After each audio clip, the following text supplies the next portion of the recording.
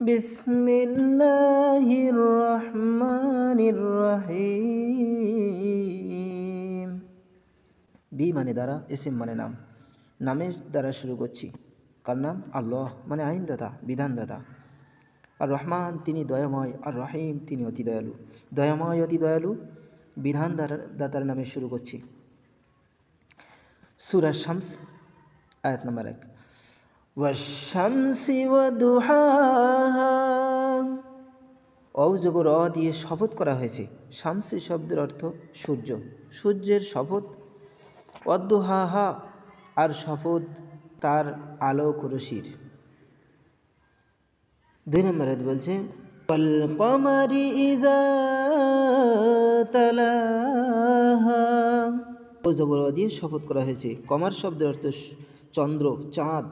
ইদা মানে যখন, তালাহা উহা সূর্যের পশ্চাতে, সূর্যের পিছনে অবস্থান করে। 3 নম্বর আয়াত বলছে ওয়ান-নাহারি ইযা জাল্লাহা।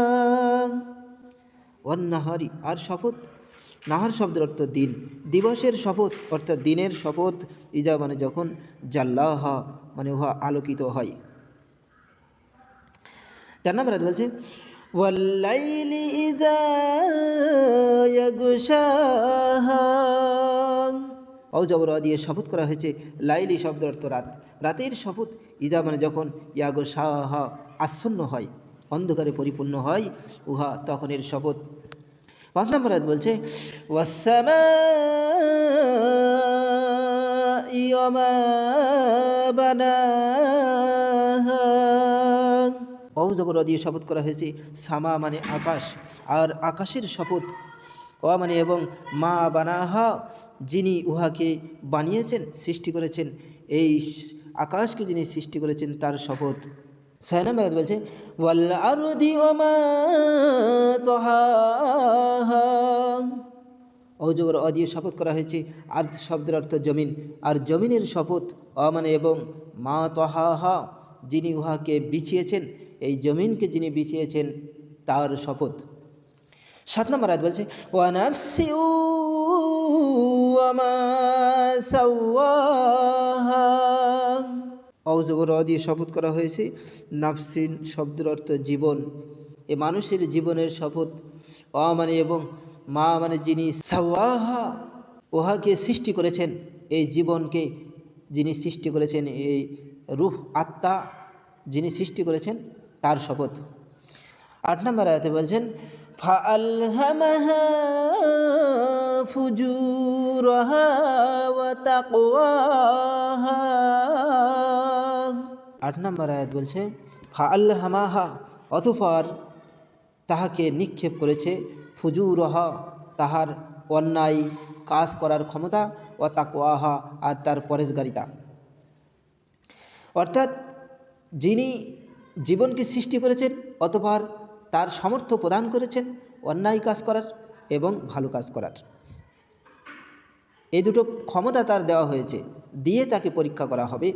9 নম্বর আয়াত বলছে কদ আফলাহা মান যাক্কাহা। কদ আফলাহা, কদ আফলাহা মানে সফল হয়েছে, বিজয়ী হয়েছে। মান মানে যে ব্যক্তি, যাক্কাহা নিজেকে পরিশুদ্ধ করেছে, একেবারে হৃদয়ের গভীর থেকে পাপ মুক্ত হয়েছে। একেবারে হৃদয়ের গভীর থেকে যে পাপ মুক্ত হয়েছে, চিন্তার গভীর থেকে যে ত্রুটিমুক্ত, নোংরামুক্ত, পাপমুক্ত চিন্তা করেছে, ভাবনা করেছে, সিদ্ধান্ত করেছে, সেই ব্যক্তিই সফল হয়েছে। 10 নম্বর আয়াতে বলছে ওয়াকাদ খাবা মান দাসাহা। ও মানে এবং, কদ খাবা বিফল হয়ে গেছে, অর্থাৎ ধ্বংস হয়েছে। কোন ব্যক্তি? মান মানে যে ব্যক্তি, দাসাহা, দাসাহা শব্দের অর্থ মাটিতে প্রথিত করা, এখানে হৃদয়ের গভীরে প্রথিত করা, পাপ ত্রুটি প্রথিত করা। যে হৃদয়ের গভীরে ত্রুটি, অন্যায়, এসব নোংরা চিন্তা বা অন্যায় চিন্তা যে হৃদয়ের গভীরে স্থান দিয়েছে, পুঁতে দিয়েছে, সেই ব্যক্তি ধ্বংস হয়েছে, বিফল হয়েছে। তাহলে সূরা শামসের 1 থেকে 10 নম্বর আয়াতে আমরা মূলত যে শিক্ষা পাই, একাধিক বিষয়ের শপথ করে আল্লাহ সুবহানাহু ওয়া তাআলা বলেন, বান্দা আমার, তোমাকে ন্যায় এবং অন্যায় দুটো কাজ করার সামর্থ্য আমি আল্লাহ পাক সৃষ্টিগতভাবে তোমাকে প্রদান করলাম, একেবারে সৃষ্টি থেকেই তোমাকে প্রদান করলাম।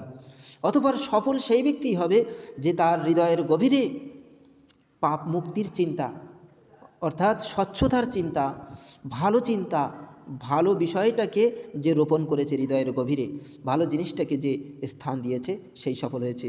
আর বিফল হয়েছে সেই ব্যক্তি যে হৃদয়ের গভীরে অন্যায় আচরণ, অন্যায় খারাপিকে আশ্রয় দিয়েছে, পতিত করেছে, সে ব্যক্তি বিফল হয়েছে। আপনি যতই নামাজ পড়েন, আপনি যতই ধর্মীয় পোশাক, ধর্মীয় রং, এসব আপনি ধর্মীয় রঙে রঙিন হন, অতঃপর আপনার হৃদয়ে যদি ঘুষ থাকে, সুদ থাকে, মিথ্যা থাকে, দালালি থাকে, কিছুই হবে না। অর্থাৎ আপনার হৃদয়ের গভীরতাকে পরিশুদ্ধ করুন। আপনি যদি একেবারে ভিক্ষা করে খান, আপনি যদি এমনি করে যত নিম্ন লেভেলের কাজ করেন, তারপরেও আপনি পরিশুদ্ধ, এটা আল্লাহ সুবহানাহু ওয়া তাআলা আপনাকে ডিগ্রি দিয়েছেন। প্রিয় ভাই আমার, আপনি যদি বুঝি, তাহলে আমার আপনার জীবন পরিশুদ্ধ হবে। একবার ভেবে দেখুন, সামাজিকভাবে সমাজে মানুষ কত ধরনের অন্যায় হৃদয়ের ভিতরে চিন্তা ভাবনা করে, অন্যায় চিন্তা করে। একবার ভাবুন, আপনি ওপেনলি ধর্মের রঙে রঙিন হয়ে ধর্মীয় পোশাক পরে আপনার কোনো কাজ হবে না। যদি গভীরে, হৃদয়ের গভীরে আপনার পরিশুদ্ধতা না আসে, ন্যায় অন্যায়ের চিন্তাধারার যদি ব্যবধান না আসে, তাহলে আপনার কিছুই হবে না। আল্লাহ পাক আমাদের বুঝদান করুন। সর্বশেষ একটা রিকোয়েস্ট, চ্যানেলটি সাবস্ক্রাইব করুন। যারা ইউটিউব থেকে দেখছেন, ফেসবুক থেকে যারা দেখছেন, তারা পেজটি ফলো করুন, লাইক, কমেন্ট এবং শেয়ার করুন বেশি বেশি।